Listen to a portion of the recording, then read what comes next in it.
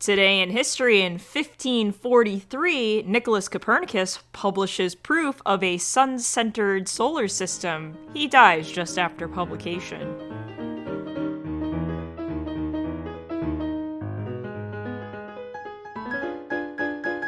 Welcome to What the Fuck History, where we discuss the wackiest and weirdest things that make us say, well, what the fuck history. I'm your badass builder boy, Zachary, and don't worry, I can fix that. Not history. No, I can't fix history. That shit's fucked up.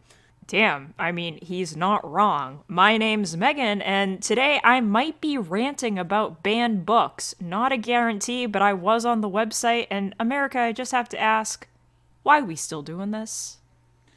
And I'm Matt. Apparently we're all doing our TV presenter voices. Today I learned that pugs can't be classified as typical dogs anymore. Essentially, it was ruled because their skulls keep getting smaller and that causes a number of health concerns. They're like a special breed that requires a special attention.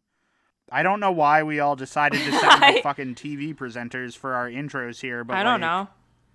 I'm for it. Zach did it, and then Meghan was doing it, and I was like, well, fuck, I guess I have to pull out my He was so desk. smooth about it. Huh? I couldn't not do it. Like, Yeah. he made it roll off of my tongue. I blame Zach him. makes different things roll off of my tongue. I actually was gonna say I for the first time in a very long time, now that it's not quite post-pandemic, but it's enough that I'm comfortable. I kind of got myself a little cleaned up, so I'm smooth, Zach. Smooth Zach. Ooh. I'm smooth, Dolphin Zach, in Zach. voice and other things. That means that Zach has shaved to the wood, boys. Just to make it look a little bigger for my own self-confidence. I'm so happy for you, all of you, everyone who's. Have you seen that picture? There's a picture on the internet of a guy that be careful here, man. Yeah. There's a picture on the internet of a guy that took a picture of he was doing yard work, and the caption on the picture is I shaved the bushes to make the deck look bigger. Oh yeah, I that's did like see a that. dirty dad joke. Exactly. I was just like, yeah, that's how I'd phrase it if I was gonna. I've seen that picture. Yeah, I mean, now that we're all vaxxed, waxed, and maybe wearing slacks, I'm in shorts. I'm in nothing at all, baby. Oh, no, just I'm kidding. I'm wearing Sexy pajama Ned pants. Flanders. I'm in leggings. Does those count? Honestly, I wish I was in leggings. I just did legs day at the gym, and I think my butt would look great in some leggings right now. Girl, those TikTok leggings, Yes! the ones that make your butt look big. I would put those on. That'll be for some extra special advertisement later. That'll be on What the Fuck After Dark. Yeah. All right, everybody at All right. home listening, we played our game of rock, paper, scissors, and our strikes have been set to 0.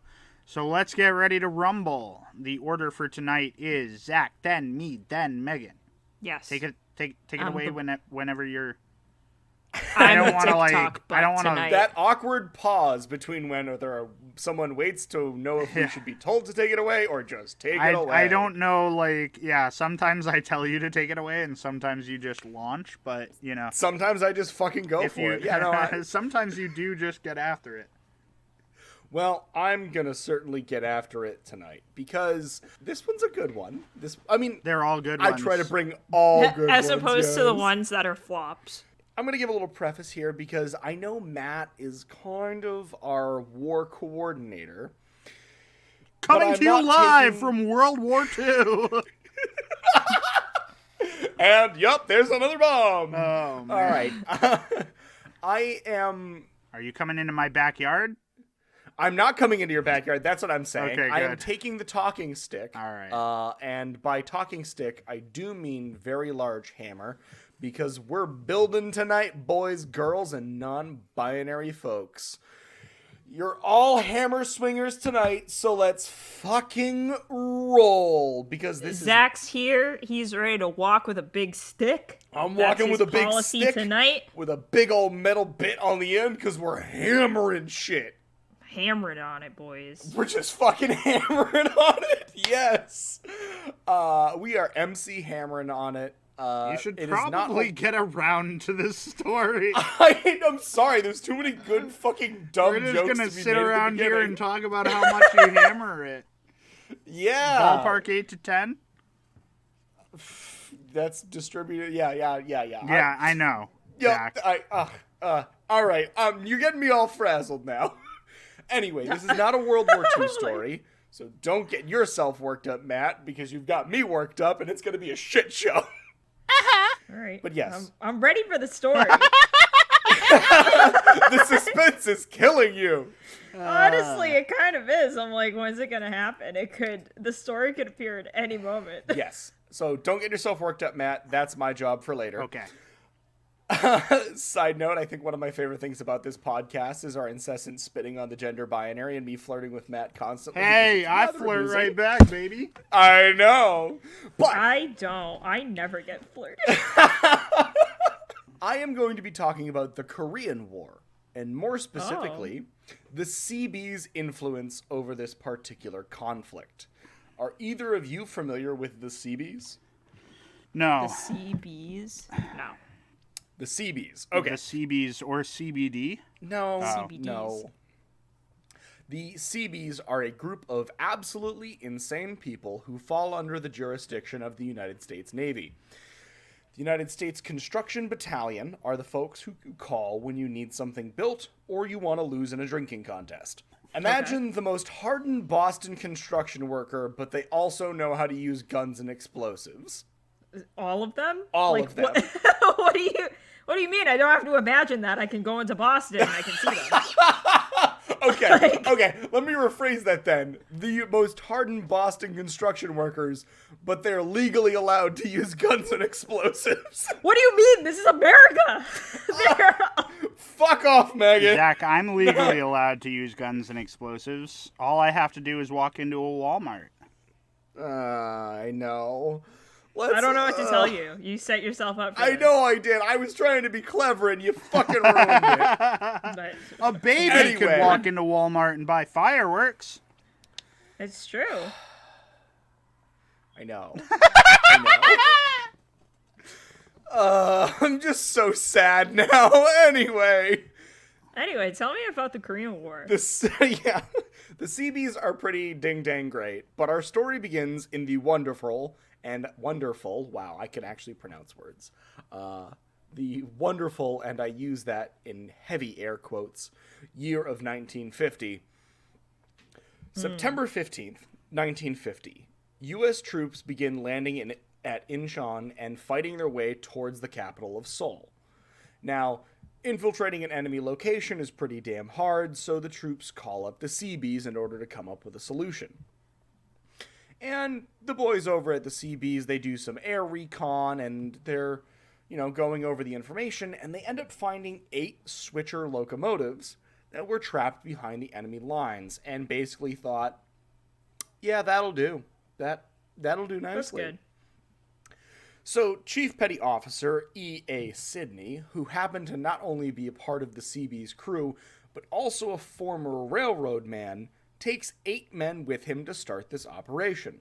Sidney and the 8 men sneak behind enemy lines and make their way to Yongdong-po, where the cars are stuck. And these train cars are sitting in a switching yard that was made for... Well, it was made for the Kirin Brewery.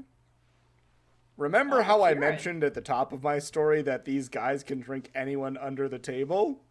Oh my god, did they learn how to do it at the brewery? No. They were known for drinking under the table before this incident. So what ends up happening is the men split into 2 groups. One gets the trains ready, and the other goes into the brewery and steals 15 cases of beer and sake and tosses the good shit into the train cars. They're like, loaded up, boys. Pretty much was like, all right, and it's enemy stuff, so I guess it's free shit for us. Somehow these wonderful men end up fixing the train, get pissed drunk while they're fixing the train, and start rolling them back to the United States Marine Corps that is on the other line, back into friendly territory. They're just pushing an entire train. No. They got the train rolling. Like, they turned the train on. I thought you were saying that this They group of turned mad lads just decided to, like, throw her in neutral and fucking push a train. That's a lot of tonnage to push. I'm being honest. Hey. It sounds like these men could do it. I know. Yeah. So Get them drunk enough. Give them enough Kieran. Yeah, right? So they're, they have the trains rolling. They have the trains, like, actually moving the way they're supposed to, and they've fixed the tracks up to get them to where they need to go. However, the trains come upon a section of railway that had been broken and dug up. So instead of abandoning this project because they are, at this point, heavily behind North Korean enemy lines and drunk off their asses, what do you think they do? Do they look the enemy straight in the eye and say, "Don't touch my train. It has precious cargo"? Pretty much, because they then stopped the train, got out, and fixed the train tracks for the North Koreans so that they could keep going back to the fucking United States Marine Corps. So they start back up and begin chug-a-lugging. The North Korean... Chug-a-lugging. The North Korean infantry notices something is up at this point and just is like, okay, They're like, open hey, fire. That's suspicious. Should we do something about that? Yeah. And then, anyway, I started blasting. Yeah, pretty much. I know that's our train, but seems a little sus. Yeah, I didn't give that train authorization to fix the tracks and move. Yeah, pretty much. So the North Koreans start just shooting bullets and mortar shells at the train.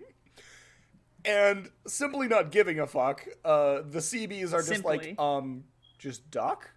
And they do. They just duck and just hide the whole time, like popping out every now and then to give the North Koreans the middle finger and just continuing to chug along. Well, I mean, to be fair, it is one of the 5 Ds of dodgeball. Yeah, dodge, dip, dive, duck. And dodge.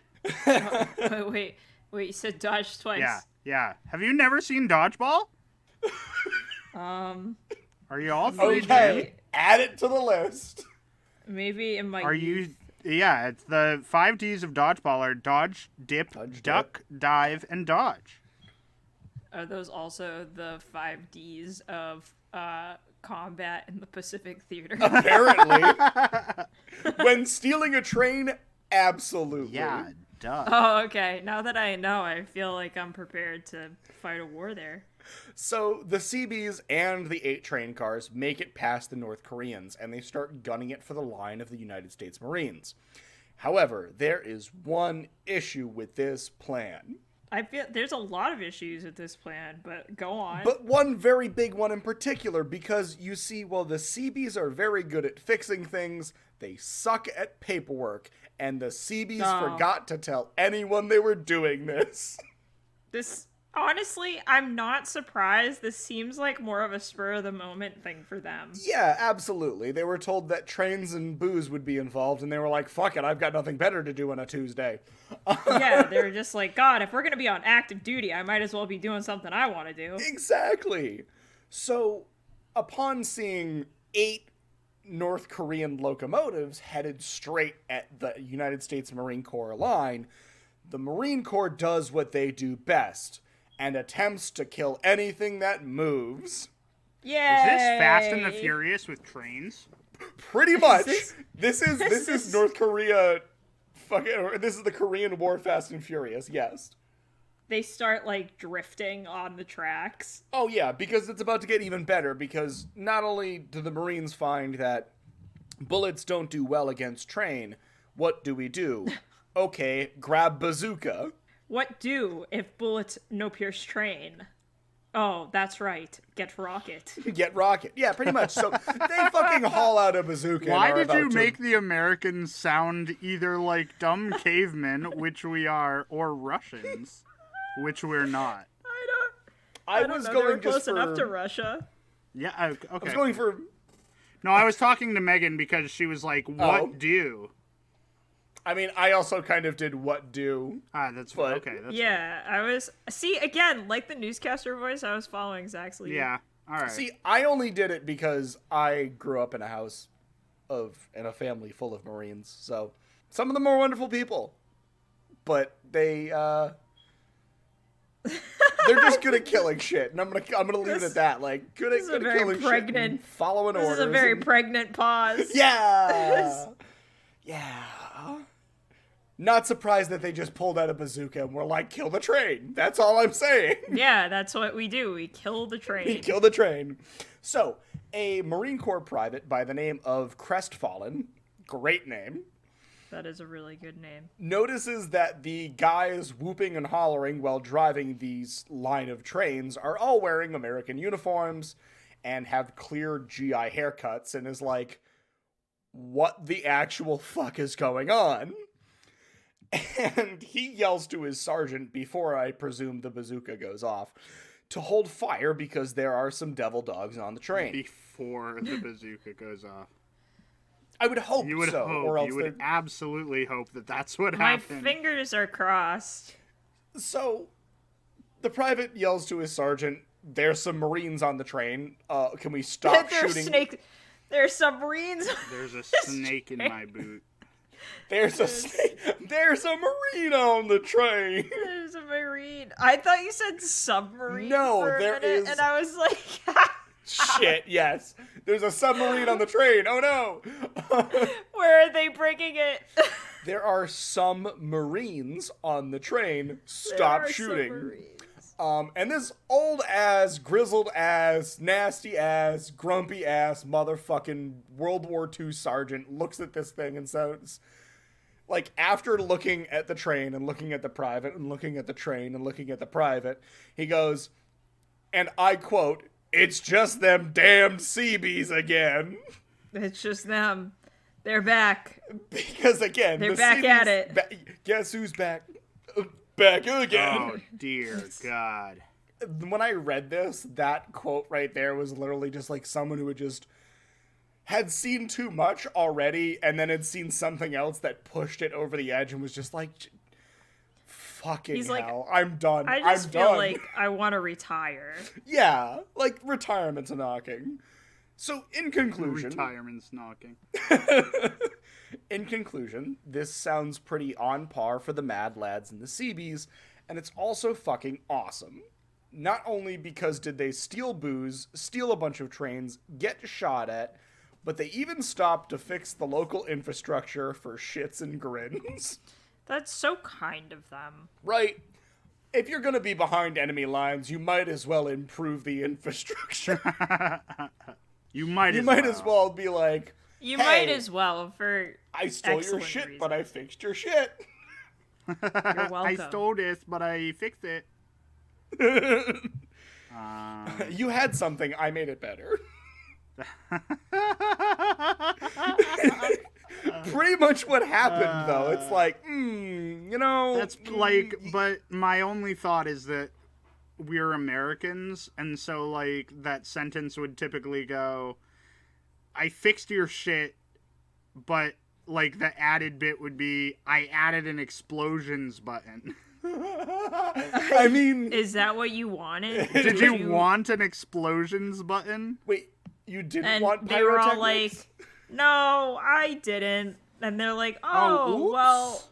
Whoops, Butterfingers. Whoopsies. We... Oops, You have one now. Just hear an explosion in the background. Yeah. Like, So my only up close and personal experience with the Korean War was when I went to Seoul, and I was gonna go to. I thought you were gonna say the time that you took the Ford Tacoma back in time to be up close and Yeah. personal. Yeah, I actually went and I was like, "Hi, Kim family, have you considered not doing this?" And they said, "Who are you? And why are you dressed I like still that?" haven't quite gotten around the mental image of men pushing trains, even though that's not what happened. But please tell me more about your trip to Seoul. Yeah, so I was gonna go to the DMZ, and For those of you that are uneducated, that's the demilitarized zone. yes, that's the demilitarized zone. But the glorious leader up north had decided that was the day he was going to test his newest hydrogen bomb. Ah. And I then couldn't go to the DMZ because they shut it down. So Because it was just an MZ at that point. Understood? yeah, it wasn't allowed. So from I love that. It pushing was just trains. an it was just an MC.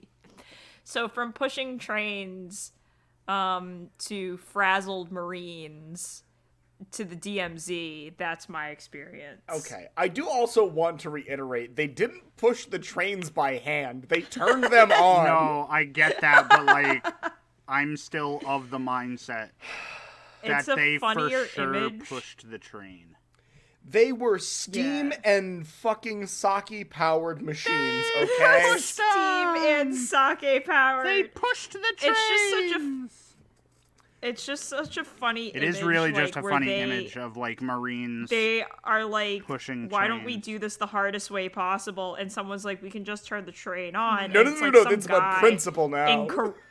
in like Korean Peninsula winter, shirtless while it's snowing. And I understand this is not the scene that you painted for me. not at all. But this is what I imagined the whole time. He's just like, yeah, but it makes you a better man.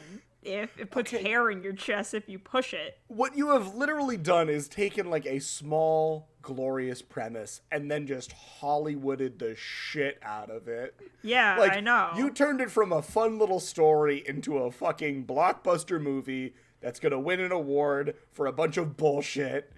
I know, I did. I'm waiting for my award. That in the mail any day now. Let me know when you get the screenplay going. Okay, yeah, I'll let you know. All right, I'll cast you as the I'm Marine. I'm ready.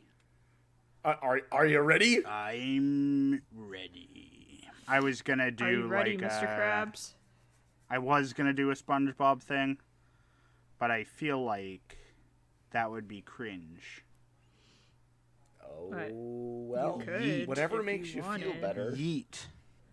If you wanted to do a SpongeBob thing, I you just are just more need than you to welcome know. to. No, like Zach said, are you ready? And I like Are I you ready, thought kids? about doing an II captain, but then I realized that I'm turning 32 this year. Yeah, but see, I'm turning 32. I was not allowed to watch SpongeBob as a What child, the so I've fuck?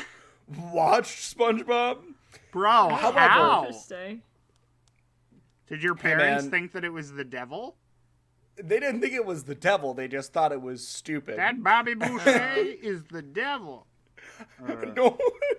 So, but even if you had, like, it is so culturally ingrained into, like, the zeitgeist Yeah. that even if you had said, aye, Captain, my immediate reaction would have been, I can't hear you! Yeah, absolutely. Wow. And then it would have just been like, oh. Anyways, my friends, tonight I'm going to tell you the tale. See how quickly I can just change tracks?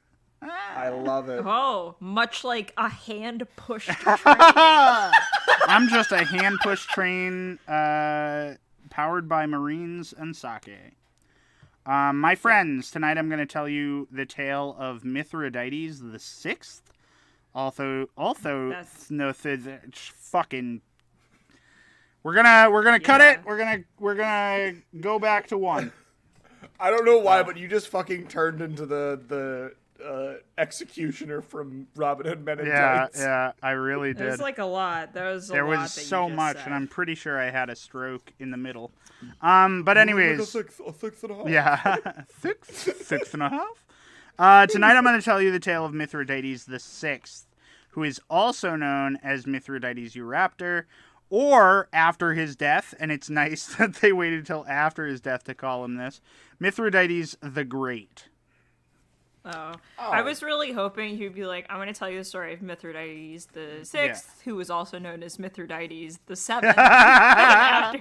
after his death, they also called him Mithridates. You know what's the Eighth really for some funny about reason. Mithridates the Sixth? His dad was Mithridates the Fifth, and his daughter Oh. was also named Mithridates. What, Dude, was okay. she really? Yeah, I she get was. that Mithridates is a pretty cool name. It's certainly cooler than the name I've got. Yeah. But Zachary is a pretty cool name. That's a is a lot of cool like, name. I'm gonna name my child the same name as me. Like, I almost was Alfred Holbert Johnson the third, and I'm fucking glad that I'm not the third of anything. That's Holbert. insane. So anyways, Mithridates was the king of Pontus, which is a small nation in Anatolia, which is also known as Asia Minor. When his father, Mithridates V, died, he was too young to rule, so his mother did it for him until he that's so nice of overthrew her. her. He put her in prison Nice. and took the throne. Okay. And I have a feeling that she probably would have given him the throne if he asked for it for his birthday, but who knows? I could bog you down with all the information about how determined a ruler he was and how he started several wars to challenge the power of Rome. But instead... I mean, so... Yeah, nope. I wouldn't say determined, I would say impatient, considering he couldn't even wait till his own fucking birthday to, like, get his kingdom. He's Yeah. Mother, I would like more golden fish crackers. And she was like, no. And he was like, if I was king, I could have all the snacks I'm I gonna want. fucking flip this table. I'm gonna Instead flip of this telling table you and how this how bitch. determined he is, I am gonna tell you a funny story about his death. Okay. Seems funny- better. Yeah. So I was joking before when I said that Mithridates' mom would have given him the throne if he asked for it for his birthday, because all evidence points to his mother having killed his father with poison. shit. So that she could She take the wouldn't have throne given it. for herself, along with his brother, who, surprise, surprise, was not named Mithridates. I'm interesting. So his overthrowing his mother had been the result of him running away, becoming a man, and getting a strong man. enough to overthrow his mom on a cliff, like Scar. And Wow, this he is had a Lion whole King now. montage. It's just Lion King now. He found a fucking warthog and a meerkat to can't show him believe how to live his life. He went back, threw his mom off a cliff, and then had sex with his cousin or something. That's how the Lion King goes, right? I think so. I think? Yeah, if you go back, it's pretty crazy. Were you also not allowed to watch The Lion King? Yeah, no, Zach definitely. I knew Zach when he was in high school, and he definitely was a Disney boy. So Was I? I think you were, my dude. He's like, If not You're really directly, revealing then lore. definitely by association. Definitely by association. Can confirm on that. Yeah. I mean, I've been to Disney World a number of times, Yeah. but, like, I don't go for any reason other than I love fucking giant parks with giant fucking roller coasters. That's fair. So you'd assume that anyone whose mom killed their dad with poison would have a healthy fear of being poisoned themselves. But for Mithridates, he channeled this into OCD levels of paranoia about poisons. Show me the blueprints. Yeah, right. Show me the blueprints. Show me the blueprints. Right. Show me the blueprints. Show me the blueprints. For those of you that don't know, that's an aviator reference. According to historians, he had created an elixir known as Mithridatium, which was made up of small doses of poison and 11 herbs and 5 spices, just like the KFC recipe. See, That was a fucking My- terrible joke that I wrote in. I love that. But I was also, such a funny joke. as soon What do as you you mean? said like a bunch of different poisons, my brain automatically went, 11 herbs and they were spices. both poisoned. They were both poisoned. I've been building an immunity to iocane powder for years. Okay, that's great. So anyways, the 11 herbs and spices are not real. Obviously a joke. But the recipe I really wish they the were. recipe did contain a few herbs that unfortunately, because, time is a cruel mistress, they were lost to time, but also I have a feeling that he just didn't write it down anywhere. I was going to say arsenic is a spice, right? Probably the way they used it. It's like, So people can't be taste. people think, or most historians assume, or just random strangers on the internet think that he would Yeah, feed a lot of- he would feed ducks these poisons according to them. Then he would monitor their health to see Why? which ones survived, And then I guess he would drink the blood of the surviving ducks to make sure that he was taking a non-lethal dose of the poison that the ducks had ingested. Okay. Okay, but bear with me. Sure, yeah. The duck to human ratio body-wise, not the same. Yeah, well, No, so, not the same at so all. that's why it was like a guarantee Not- that he was taking a low dose, right? Because if it Yeah, was but, enough to he not could've- kill a duck, it was also enough to not kill a person. Yeah, but he probably could have had the blood of the killed ducks, and it probably still wouldn't have been No, enough. but if it was enough to kill a duck, maybe too much. You know what I mean? I mean, No. Like this. maybe. Okay, so essentially, follow me on this one, right? okay, I'm following you. Feed a duck poison.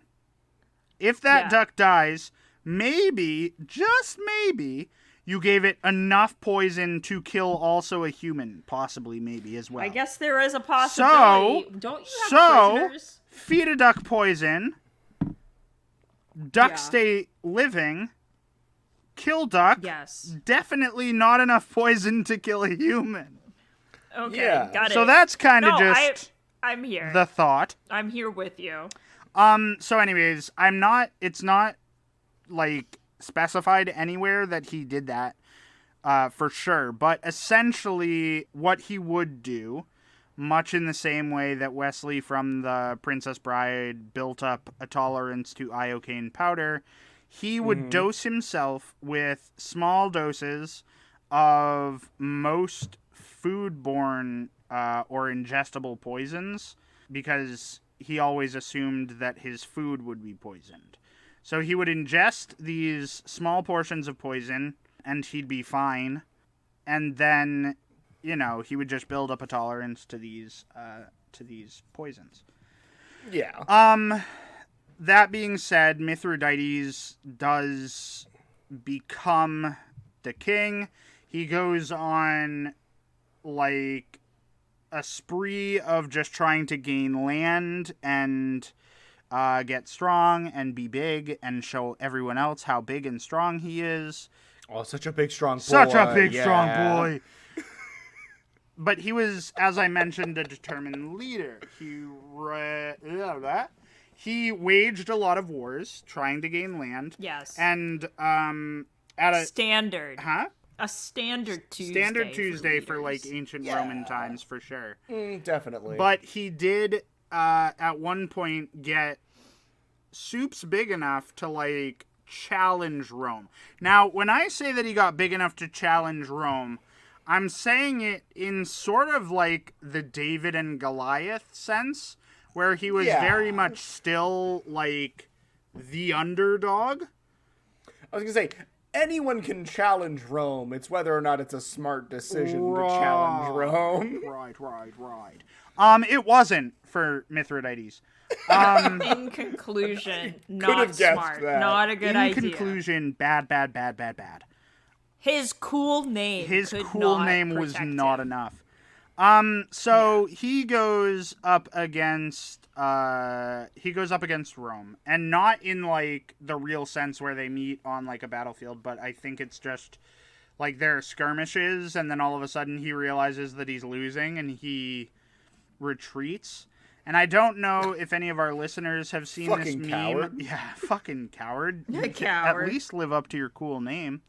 Come out here and fight the Romans to their faces. Again, I think this is best described. Have you guys seen the picture of every time that North Korea is talking about launching nukes, and there's just a picture of Kim Jong-un running out and throwing a nuke at someone's boot, and the boot is just labeled USA, and it just looks like a little kid throwing a toy at someone?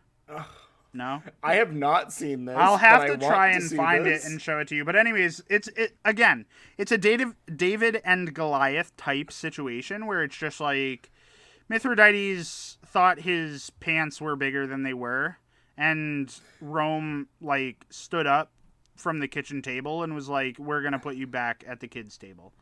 Yeah, and then slapped Mithridates in the face with their giant dick. I was about to say, Mithridates walked in with big dick energy. Rome just walked in with a big dick. Bigger dick. Yeah. So, With a big so Mithridates was a very proud man. He was proud of all that he accomplished, and he decided to himself once Rome was like, we got to teach this young upstart a lesson. He didn't want to be... You gotta teach this whippersnapper. Yeah, we got to teach this whippersnapper. He didn't want to be a puppet for Rome, though. He didn't want to be in a situation where Rome was pulling all his strings or Rome was parading him around in, like, shackles and chains, going like, look at this little idiot we caught being an idiot. So he decided that he was going to kill himself and his entire family so that they also could not be puppets. No. So he fucked around. Dramatic. He and fucked around, and instead of finding out, he decided to go bye-bye.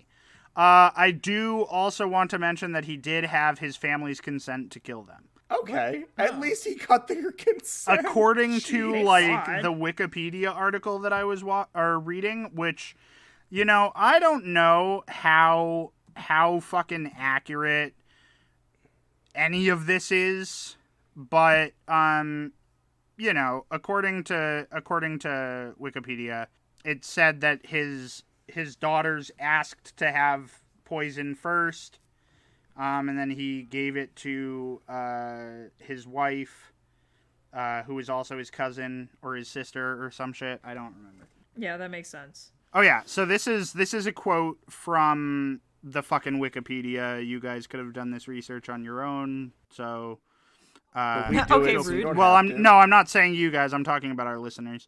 But anyways, Mithridates then took out some poison that he always carried next to his sword and mixed it. There, two of his daughters, who were still girls growing up together, named Mithridates and Nysa, who had been betrothed to the kings of the Ptolemaic, Egyptian, and of Cyprus, asked him to let them have some of the poison first, and insisted strenuously and prevented him from drinking it until they had taken some and swallowed it. So his daughters did ask to be killed first. And from what I can tell, his wife also asked to die, but it's not mentioned there. Anyways, what it goes on to say is that he then has the remainder of the poison, and he jogs in fucking circles to get it to pump through his system faster, and because he has spent his life building up a tolerance to iocane powder. Yup. No.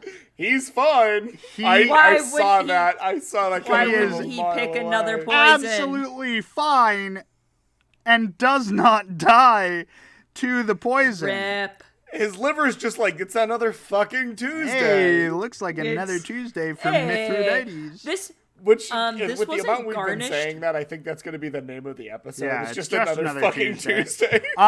But he remains alive because he did the Wesley from Princess Bride, and he spent his whole life building up an immunity to food-based poisons. Now, the side effect that does occur for him is shown in his next attempt to kill himself, because he tries to kill himself with a sword, and because he's in a weakened state due to the poison but not dead, he is unable to kill himself with a sword. I guess according to, again, to Wikipedia, he wasn't able to lift the sword enough to kill himself. Oh, I was about to also say, it takes a lot of effort to stab a sword into something, straight through yourself. your sternum, which I guess is what he was trying to do instead of, just slitting his throat or something. So what he ends up doing instead is he asks one of his house's bodyguards to end his life. He's like, hey, can you help a brother He out? basically says that the guy has always been a faithful servant and he wants him to do, one last favor. But the bodyguard ends up obliging, and, Mithridates dies, and Rome is just like, we win. Not that it was really a competition to begin with. But yeah, that's the story of Mithridates the Sixth, and how he spent his whole life afraid of poisons, and then when he tried to poison himself, was unable to. Yikes. I get it, and it's smart, but at the same time, it doesn't matter how smart you are. history will find a way to fuck you. Yeah, exactly. I just thought it was really funny because it's like this guy, he's spending his whole, and with good reason, like his mom did, or by evidence, did probably kill his dad to usurp the throne. But then he's just like, Yeah. you know what? I'm going to thwart, like, I'm just going to thwart this attempt to poison me. And then, like, I think, so obviously, like, this is still used today where people will take small doses of, like, venom from snakes and shit to build up a tolerance to snake bites, or like people will still do this to, you know, build up tolerances to other things so that they, like, it's not so bad for them. Yeah. But it is one of those things where I think he thought he had enough poison to put himself down, not realizing how much his body had built up a tolerance. Well, I mean, if it wasn't for his greedy fucking kids, maybe he would have been alright. Yeah, right? Greedy And if he didn't fucking care kids. so fucking much. But yeah, so... That's what you get for giving a shit. that's what you get. Anyways, that was my story. That was fucking great. Wasn't that wild? It was good. I love dumb shit like that. Yeah, I mean, it Hi. was something that I had, like, known about for a bit, and then I was scrolling through the internet after a staff meeting at work today, and I was like, oh, that's not a story we've done before. Let me tell. And, like, one of the things, too, is it's a very bare bones, like, just reading it on the internet, it's like, this guy poisoned himself even though he'd built a poison tolerance. So you're like, how do I make a story about that? And then you, like, Dig a little deeper, and all of a sudden... I obviously fucking stretched it. Yeah, I mean... There are, like, stories I come across like that, too, where I'm like, oh, it's too short, but it's, like, kind But of it's funny goof-worthy. to know. Yeah. It is goof-worthy. Yeah, you just sit here and you're like, I mean, it's funny. Let's make some goofs. Yeah. The building up the poison tolerance is really interesting. In some YA books that's used. I think, like, in a series I read a while ago, the girl was like, I'm just gonna sit here and slowly poison myself, and then if someone actually tries it... the process is named after him as well, so... Oh, really? yeah, the process, it is. the process is called, like, mithriditization, which is, Okay. like, poisoning yourself slowly so that you build up a tolerance to poison. Okay. Which is bonkers. So, I mean, I guess go There's- off, sis, for getting your name in the Go off. history books. Yeah, right? Well, like, also, I was reading another book, and it was like, a little bit of poison is not bad for you. It's actually helpful. Yeah. And the example that they give is, you know how people in England would be like, oh, I'm taking the waters, and then they would, like, go to Roman hot springs. Yeah. The reason hot springs make you feel good is because, like, radon gas works its way up through the minerals in the ground. Oh. Dang, dude. So, like, you're, like, getting a little bit of radiation. A healthy bit of toxins. Yeah, there is a word for it. I forget the word, but I thought that was, like, an interesting concept where, like, a little bit of poison can actually protect you in the long run. Huh. Mm. Interesting. Mm-hmm. I guess I'll start taking a little bit of poison every day. Wait, no! No. Also, listeners, don't. This is a joke. Please don't. Ladies Don't and try this out. gentlemen, we are not doctors. No. We are not I'm not a prescribing doctor. a little bit of poison. I'm merely a librarian. I don't even play a doctor on TV. I know. The only Yeah. time I play doctor is when Zach and I are together, so. Ooh. Stop. Megan, you should probably tell us about your story now. I'm Yeah. gonna tell you my story. I It need has you to start nothing with to the do. notes, though. The title. Name. Title. Yeah, Title. Title. It's called Welcome to Economics, where everything is made up and the points don't matter. To the rich. Okay. We can tell that Megan's coming out swinging. Yeah. I'd like to take this time, listeners, and come out formally to say I don't understand economics. I don't respect the machinations of the economy and the market. Some would call me an anarchist. I do proudly accept that title. people who talk about the market seriously are nerds, but like terrible nerds, like in the worst way. So don't at me, Redditors, if you're listening. This TED Talk has been brought to you by my personal discovery of tulip mania, or as we say in Dutch, which I'm not, tulpenmanie. Steve, tell her how to say that appropriately later. Yeah, I know it's wrong. So now, before I get into the meat of the story, I feel like I should explain that much like the Victorians simped after orchids in the 19th century, the Dutch simped after tulips in the 1600s. I feel like the Dutch are still simping for tulips. Like, I feel like that's what they're known for. Tulips are really pretty. That's flower. true. That's true. They definitely are. I smuggled 100 tulip bulbs out of Amsterdam. Why?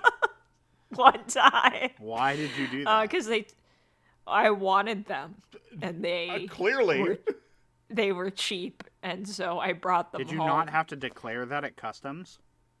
I did have to declare that at customs. That's that not I a very chose. good smuggling job if you're being like, hey, I have all this shit. I've always I thought the chose best smuggling not to. jobs are the ones where you show up and go, I stole these things!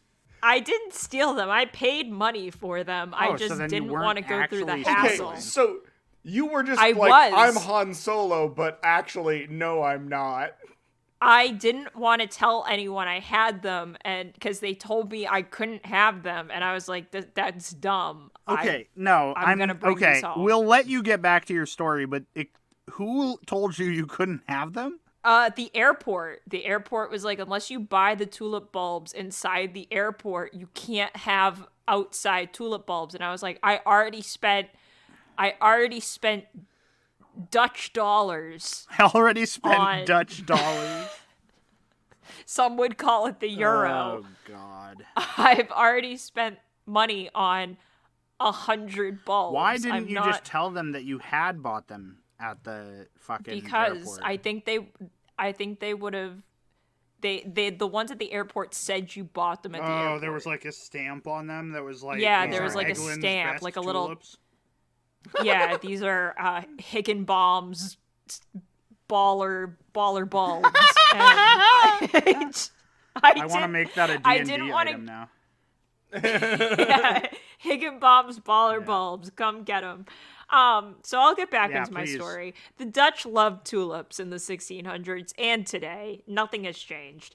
Like, they kind of simped after them, considering I think most of their economy is built on the bulbs of tulips at this point. Like, I don't know what else they do, to be honest, except weed in certain places. But everyone's doing that now. Yeah. You're not special Do anymore, not, Jeff. yeah, like don't fact check me on my knowledge of the Dutch economy. I just think you should believe that that's a rational and correct statistic. Anyway, the Dutch tulip business really thrived during the Dutch Golden Age between the 1600s to the mid 18th century. It was a good stretch for the Dutch Republic. They were considered to be one of the most advanced and sophisticated economic, business, and financial systems ever seen in history, and pioneered a lot of economic innovations that we see today, including the first well-recorded asset price bubble in history. So, I'm going to talk about that. I know. Strap in. It's exciting stuff.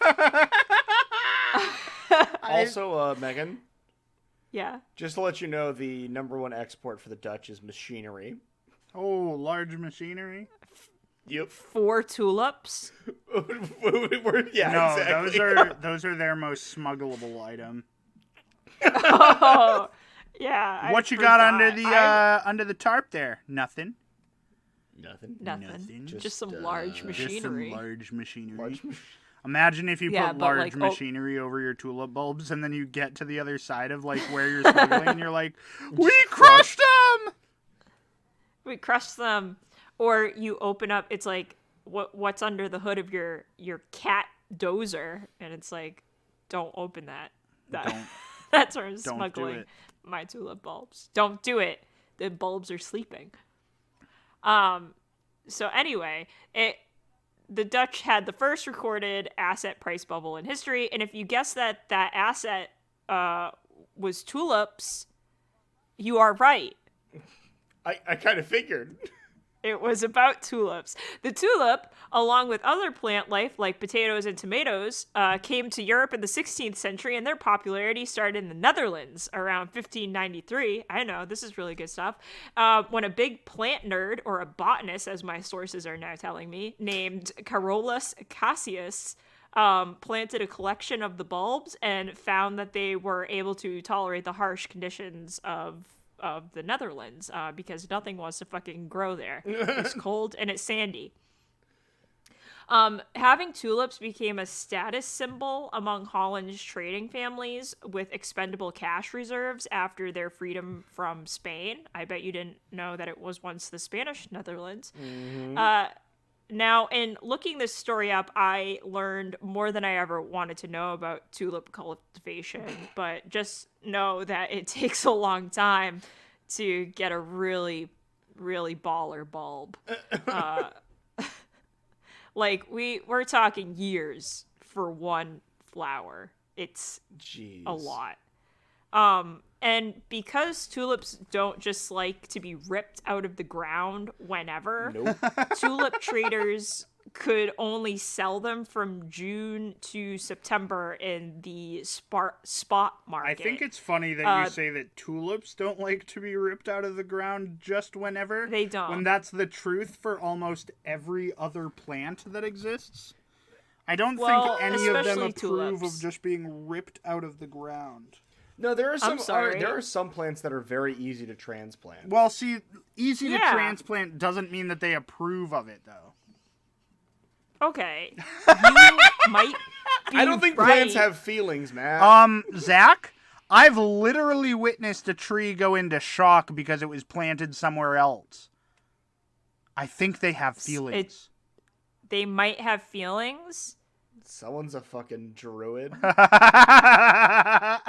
I know. Matt's over here like, I'm a druid and I speak for the trees. I am the Lorax and I speak for you. the trees. And the trees are very loudly saying, shut the fuck up.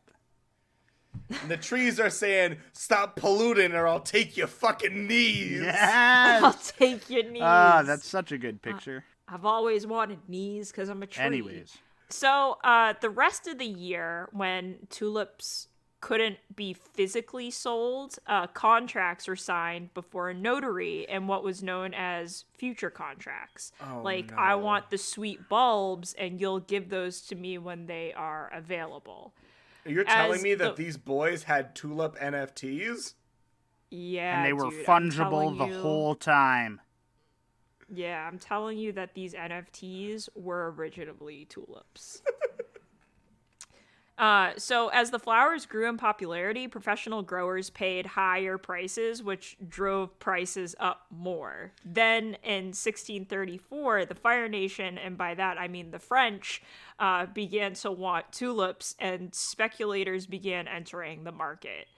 And by 1636, even bland as hell tulips were going for hundreds of guilders, which I assume is a lot of Dutch cash, a lot of Dutch dollars. In that year, tulips were the fourth leading export in the Netherlands behind gin, herrings, and cheese. So the four main food groups. The four main food groups. Gin, herrings, cheese, and tulips. And tulips. Just, you take a tulip bulb raw in your hand and you bite it like an apple. And man, I hate is it everything filling. about that description. It's filling and it tastes like dirt. Mouthful of dirt and gravel and bulb juice. And the reason for the skyrocketing in price was because of the speculation in tulip futures among people who never saw the bulbs at all. Tulip mania reached its peak here when some bulb contracts were reportedly changing hands 10 times a day. But no deliveries were ever made to fulfill the contracts because the market crashed in 1637. And we had a fucking tulip depression? We had a tulip depression. Great tulip depression. Yeah, like the prices were so high that people were like, I gotta pull out of this. Like, this is getting to be a problem. Um, Also, this was due to like buyers being like, I don't want to spend any more money, but also they weren't showing up to the routine bulb auctions because the plague broke out Oh, again. yeah, that's a good reason not to You show know, up. yeah, they were dead. If you were wondering, they were deceased. After the market collapsed, the Court of Holland was left with resolving hundreds of disputed sales. So the court ordered each city to freeze tulip agreements and investigate the matters and then act on, on which agreements like buyers actually wanted to pay out. Now, I do have to end this story on economists arguing about how big the fallout of tulip mania was and if it even was a speculative bubble. Some of them say that it wasn't as bad because like it only affected a small area of Holland, but then others say, well, it was bad because the fallout did shake people's faith in a whole like network of economic values. Because like Kurt Vonnegut once said, the economy is just a system of other people's opinions. I mean, And I also think that it's probably a it. big thing when 4%, your fourth largest, export is this fucking thing. Like, Yeah, dude, that's what I'm saying. Like, I don't think this would be talked about, right, if it wasn't such like a flash. yeah. And it's kind of like if I don't know, what's America's fourth largest export? Guns. Yeah. I feel like that's You know what number its one. first largest export is? Guns. Its second, guns. yeah. Its third, racist white people. And its fourth is That's true. guns. That yes. That's correct. I am curious now, though, so I am going to look it up. It's aerospace products. Is it actually? Yeah. Might it as well is. be guns. So Why the top, not aerospace guns? Why not? I'm so sorry. It's actually auto parts is the fourth. Oh, so car guns. So car guns is number 4. Space guns number 3. Oil guns is number 2, and food guns is Number one. Food guns is the number one. yeah, food guns number 1. Nice. Guns all the way down, but different guns. Different guns. Car tire guns is one of them as well. But yeah, like it's the equivalent of, America being like, we can't sell anyone aircraft Yeah. anymore. Like, That's a huge chunk of stuff, yeah. yeah, it's worth 99 billion Jeez. of our economy. Yeah. So that's what tulips were. That's tulips for the Dutch. That's tulips for the Dutch. They were the same thing as a Boeing jet engine. Wowzers. So I thought it was interesting because like that quote from Kurt Vonnegut, like I read Galapagos like, I don't know, a decade ago at this point, and like the economy being made up as from a system of like other people's opinions has always like really stuck with me. Yeah.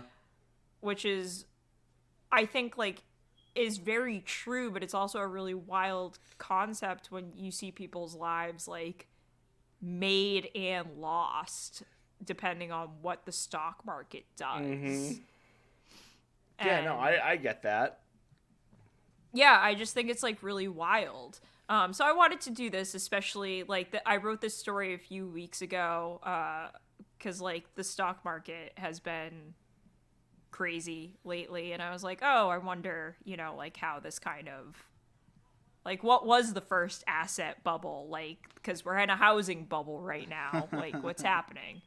Well, thank God Yeah, we'll never have another tulip bubble. Yeah, thank God something as important as the tulips remains sacred. What did you end up doing with all the tulips that you smuggled?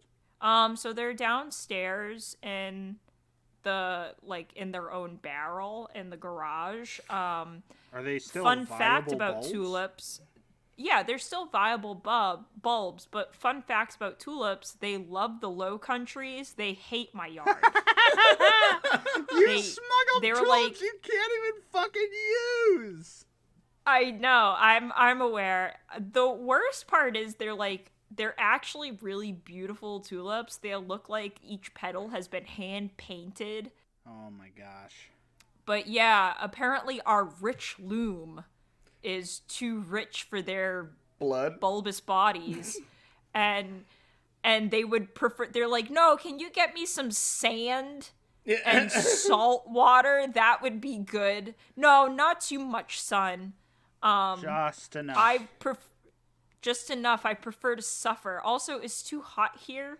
Can you get like a balmy sea breeze going at all times? There aren't enough windmills. I can't grow in this environment. Windmills are essential. Windmills are essential. That's why actually- the Danes have so many of them. I think they are essential to the growth of tulips because tulips. every time you see those field pictures, right? There's Yeah, always yeah. like five windmills in the same field, and like the tulips loving it. They're living, they're laughing, they're loving. Oh God. And on that note, I'm done. I think we're just gonna give Meghan all 3 strikes for that. One Why? for live, Don't. one for laugh, one One for for love. laugh, one for love. I think that's. I mean, okay. we're at the end of the podcast, anyways. Yeah. So like, we can bring you back in for the last bit here. I'm gonna bring it down. I know that we're having a good time. We're having some goofs, but I've been struggling this episode. Listeners to the podcast will know that I haven't talked much.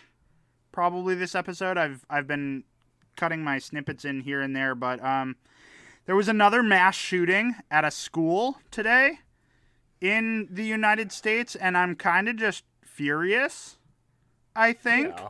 So it's been tough. It's been a tough day for me because I work in a building with children. And so sometimes when I turn on the TV and I hear that 14 kids were killed in Texas, you know, it kind of hits home because you think about, like, the kids that are close to you having to go through another round of active shooter training and, you know, all these kids that are learning how to fucking hide under their desks when a shooter comes around their school and will have to do that for the entirety of their school career because we just don't want to give up guns. Just kind of fucks with me a bit. So I just want to say, even though it's useless, my thoughts and prayers, I'm not going to fucking say that. I am going to say that I hope the world gets better someday.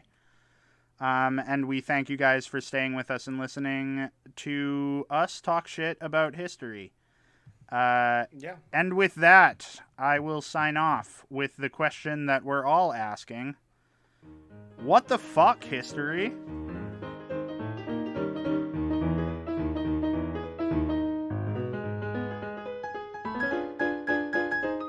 If you like what you hear from the Triumvirate Productions and What the Fuck History, we encourage you to tell a friend.